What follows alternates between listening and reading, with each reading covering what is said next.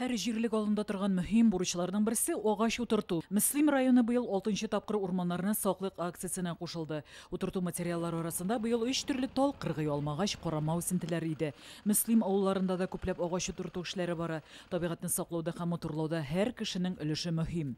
Урман утырту акциясенә районыбызның барлык оешма предприятиеләре кушылды. Бик актив менә бүгенге сөкемдә 300-400 төп агач утыртачакбыз. Шуңа күрә инде нәрсә дип әйтим. Басына да бик зур рәхмәт.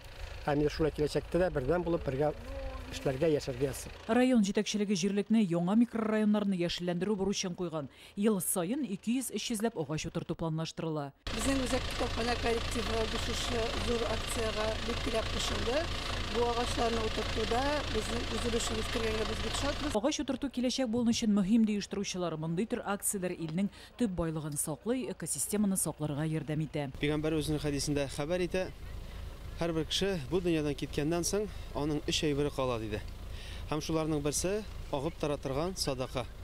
Һәм агач утырту шуларның рәтеннән керә. Чөнки без агач утыртканнан соң әлбәттә ки яшеллек кертәбез. Һәм инде шушы дөньяга бездән соң да шушы агач белән кешеләр файдаланса, хайваннар файдаланса, әҗер савабы килеп торачак.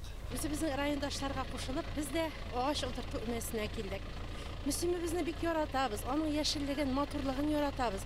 Менә бу матурлык бездән соң безнең балаларга, оныкларга бүләк булып калсын дибез. Һәр чарада гаиләбез белән катнашырга тырышабыз. Чараның да төп максаты урманга сак караш тәрбияләү, җәмәгатьчелек игътибарын урман ресурсларын саклау һәм арттыруга юнәлтү. Райондашлар һәр акциядә активлык һәм бердәмлек күрсәтәләр. Мөслим районында урманнар аз түгел, димәк аларны саклау һәм мәйданнарын арттыру җирле халкына зур җаваплылык өсти. Гөлназ Гыниятова, Лилия Шәймиева, Динар Нурыдинов, Яңа Гасыр каналы.